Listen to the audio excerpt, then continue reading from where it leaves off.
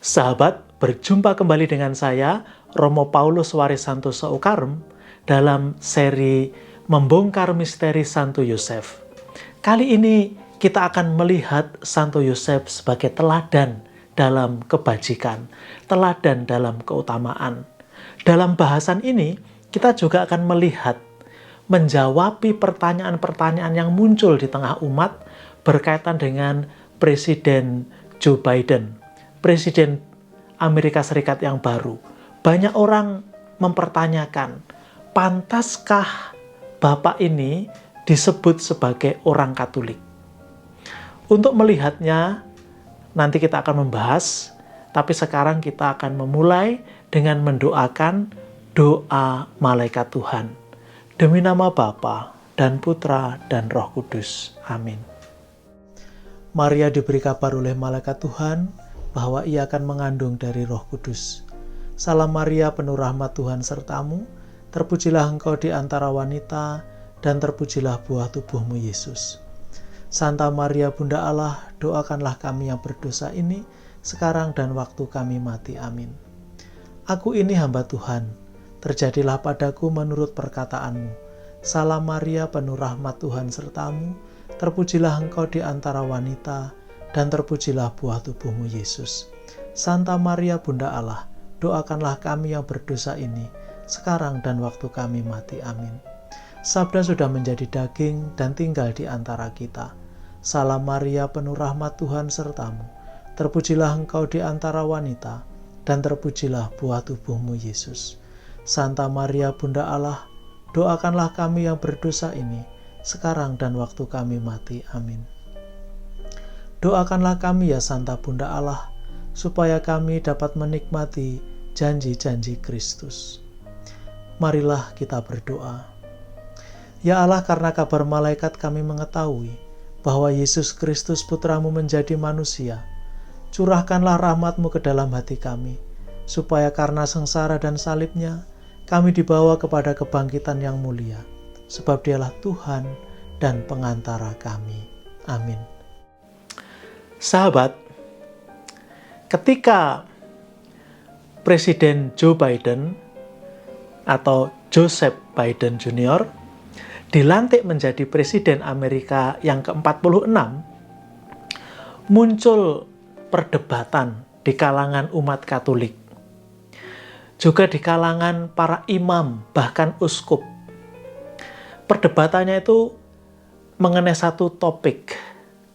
Pantaskah Bapak Joe Biden ini, Joseph Biden ini, disebut orang Katolik?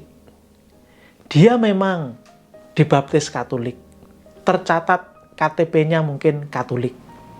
Tetapi banyak orang meragukan kekatolikannya. Bukan karena soal dia mungkin tidak pernah ke gereja, dia tidak pernah berdoa, bukan soal itu. Tetapi soal pilihan politiknya, soal kebijakannya, yang disorot adalah ketika Partai Demokrat, di mana dia bernaung, itu melegalkan aborsi. Jadi mereka mendukung kelompok pro-choice. Mereka boleh memilih untuk meneruskan kandungan atau menggugurkan. Nah, karena pilihannya itu, maka orang mengatakan, Bapak ini tidak pantas lagi disebut Katolik. Kelompok yang lain lagi tidak mendukung, tapi juga memberi dasaran yang berbeda. Yaitu begini, membela kehidupan itu bukan hanya dari awal, tapi dari seluruh kehidupan manusia. Dari sejak dia dibuai sampai dia mati. Semua ini harus dipilih, harus dibela. Dan tidak boleh kita, aku pro kehidupan pada awal, tapi kemudian pada akhir tidak pro kehidupan, bahkan pro kematian. Nah, itu juga tidak benar. Maka di sini saya tidak akan menjawab Bapak ini Katolik atau tidak. Tapi mari kita jawab bersama setelah melihat ulasan saya. Kali ini kita akan menjadikan Santo Yosef sebagai patokan. Kebetulan Bapak Presiden ini namanya Joseph Biden. Nah, maka apakah Joseph ini memiliki ciri-ciri yang menunjukkan kemiripan dengan Joseph yang menjadi teladan atau malah sebaliknya?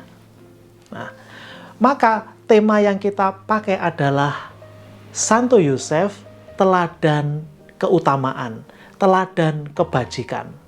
Sahabat, menjadi seorang Katolik, menjadi seorang pengikut Yesus, itu bukan hanya kalau kita rajin ke gereja, kita membuat tanda salib di muka umum, kita pakai kalung salib, kita memegang rosario kemana-mana. Bukan hanya itu. Tetapi apakah seluruh hidup kita ini dijiwai oleh semangat bahwa aku mau ikut Yesus? Seluruh hidup kita ini diliputi dengan semangat itu untuk menjalankan ajaran Yesus. Bukan hanya mengaku murid Yesus tapi tidak melakukan ajarannya, tapi menjalankan ajarannya. Nah, di sini disebut sebagai keutamaan, kebajikan. Jadi ada dua kelompok keutamaan atau kebajikan. Yang pertama adalah keutamaan teologal. Ada tiga: iman, harap, dan kasih. Kalau orang tidak mengimani Yesus, tidak mengimani Tuhan Allah, tidak memiliki iman kepada Allah Tritunggal, Bapa, Putra, dan Roh Kudus, ya dia bukan pengikut Yesus. Gampang. Yang kedua, harapan. Pengharapan kita adalah pada Allah, pada Tuhan saja. Dan kemudian kita mengasihi Tuhan lebih dari yang lain. Ketiganya ini harus mutlak ada. Jadi, mengapa misalnya kalau kita lihat pergi ke dukun dosa, main judi dosa. Itu kalau pergi ke dukun artinya kita percaya kepada yang bukan Tuhan. Kita mempercayai sesuatu yang bukan Tuhan, melebihi kepada Tuhan. Maka kita tidak memiliki iman kepada Tuhan, tapi kepada dukun. Maka pergi ke dukun, orang pinter, itu dosa. Itu tidak menunjukkan bahwa kita seorang Katolik. Yang kedua, judi, itu artinya kita mengharapkan kepada sesuatu yang bukan Tuhan. Jadi, aku punya uang 100, aku taruhlah di sini, siapa tahu aku dapat keberuntungan, dapat 100 juta. Kita mengharapkan sesuatu untuk hidup kita yang datangnya bukan dari Tuhan, dengan cara yang nggak benar. Maka di sini pelanggaran-pelanggaran kebajikannya jelas, keutamaannya jelas. Kemudian selain keutamaan teologal, ada keutamaan kardinal atau hal yang utama, ada 4, yaitu kebijaksanaan, kebajikan, kearifan.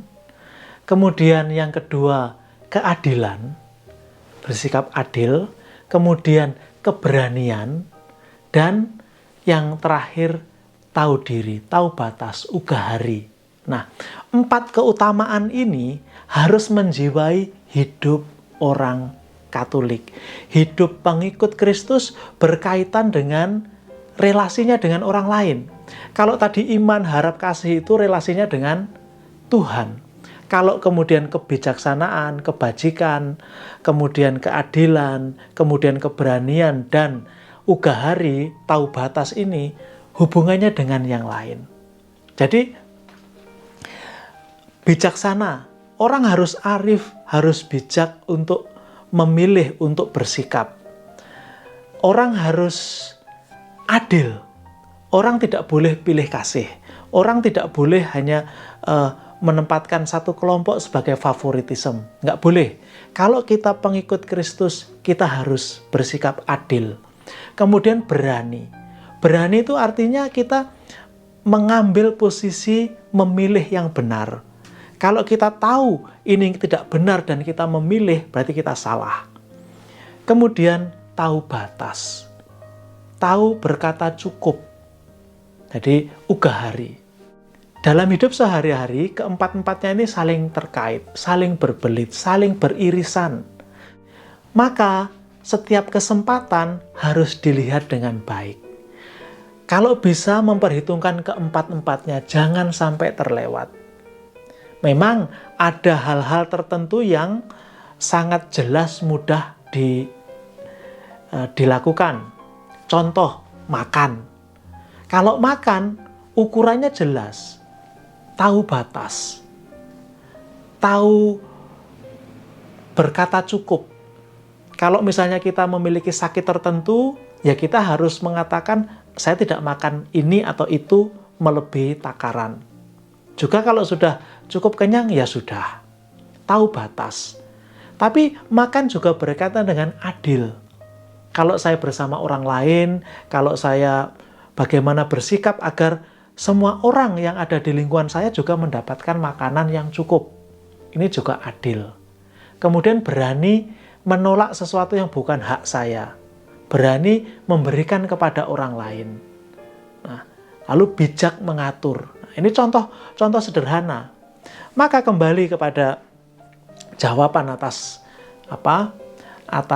kasus yang mengemuka, yaitu mengenai Bapak Presiden Amerika Serikat itu. Dia seorang politisi. Politisi itu bergabung dalam satu partai. Kerap kali seseorang itu kehilangan dirinya dan harus ikut kebijaksanaan partai. Bagaimana kemudian dengan kita orang Katolik?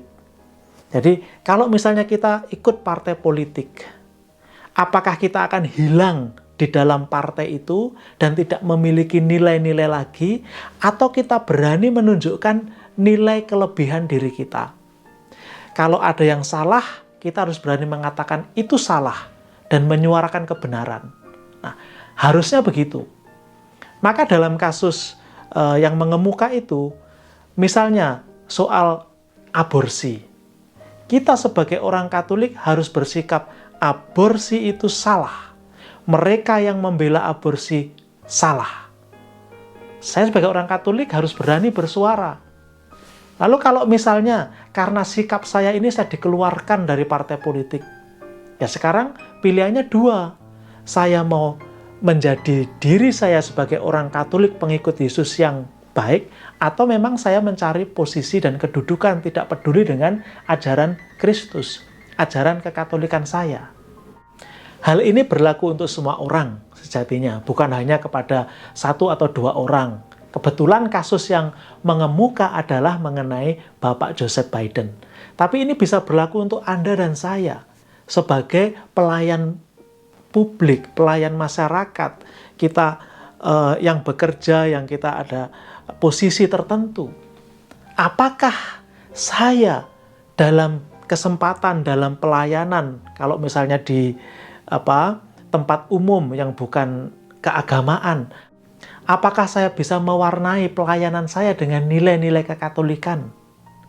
Kalau misalnya saya sebagai ketua tertentu, ya, ketua organisasi tertentu, apakah saya bisa membawa keutamaan-keutamaan, kebijaksanaan, keadilan, ugahari, dan kemudian keberanian mewarnai pelayanan saya?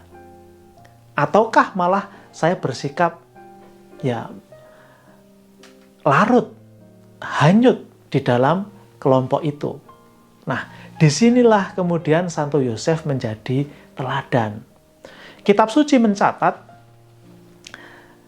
Santo Yosef itu orang yang adil, orang yang lembut hati, orang yang bijaksana. Dia yang menimbang segala sesuatu sebelum memutuskan, dan dia berani pastinya. Kita sudah melihat. Jadi ketika dia menimbang-nimbang, menghadapi sesuatu peristiwa, dia tidak langsung memutuskan. Dia menimbang-nimbang dulu, baik buruknya. Apakah dampaknya bagi dirinya dan orang lain? Nah, ini keutamaan, kebijaksanaan, dan kemudian bisa bersikap adil. Maka dia disebut sebagai orang yang tulus hati. Dari dalam dirinya ada ketulusan dan ada keberanian bersikap. Santo Yosef sungguh teladan dalam kebajikan, dalam keutamaan, dalam bagaimana kita menjalankan status diri kita sebagai pengikut Yesus. Santo Yosef sekali berkata ya kepada kehendak Allah, dia jalani terus sampai akhir hayatnya. Saya juga berharap bahwa Anda dan saya, siapapun kita, sekali kita mengatakan diri sebagai orang Katolik, kita akan tetap menjalaninya, menunjukkannya, dan bukan dengan perkataan-perkataan, tetapi dalam perbuatan-perbuatan sehari-hari kita. Terlebih kalau kita ada dalam posisi pemimpin. Kita harus mewarnai pelayanan kita dengan nilai-nilai kekatolikan yang kita hayati. Hari ini sampai di sini, mari kita akhiri bahasan Santo Yosef teladan dalam keutamaan dengan mendoakan doa kepada Santo Yosef dan doa Salam Yosef. Demi nama Bapa dan Putra dan Roh Kudus. Amin. Santo Yosef, perlindunganmu amat besar, amat kuat, dan amat cepat di hadapan singgasana Allah. Aku mempercayakan kepadamu segala kepentingan dan keinginanku. Santo Yosef, tolonglah bantu aku dengan kekuatan perantaraanmu dan mohonkan bagiku dari putramu yang ilahi itu segala berkat rohani melalui Yesus Kristus Tuhan kami. Dengan demikian, dibantu oleh kekuatan surgawimu di bumi ini, aku dapat mempersembahkan terima kasih dan hormatku kepada Bapa yang Maha Kasih. Ya Santo Yosef, aku tak pernah jemu memandangmu dan memandang Yesus yang tertidur dalam pelukanmu. Aku tidak berani mendekat selagi dia beristirahat tenang dekat hatimu. Dekaplah dia atas namaku dan ciumlah keningnya yang indah itu bagiku. Dan mohonkanlah agar dia membalasku dengan ciuman bila mana aku hampir menghembuskan nafasku yang terakhir. Santo Yosef, pelindung jiwa-jiwa yang akan berpulang, doakanlah aku. Amin.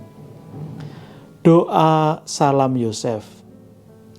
Salam Yosef, pria yang tulus, mempelai murni Maria, ayah Mesias keturunan Daud, terpujilah engkau di antara pria, dan terpujilah Yesus Putra Allah yang dipercayakan kepadamu.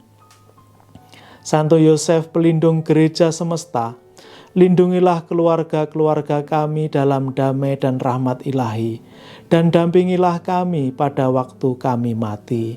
Amin. Demi nama Bapa dan Putra dan Roh Kudus. Amin.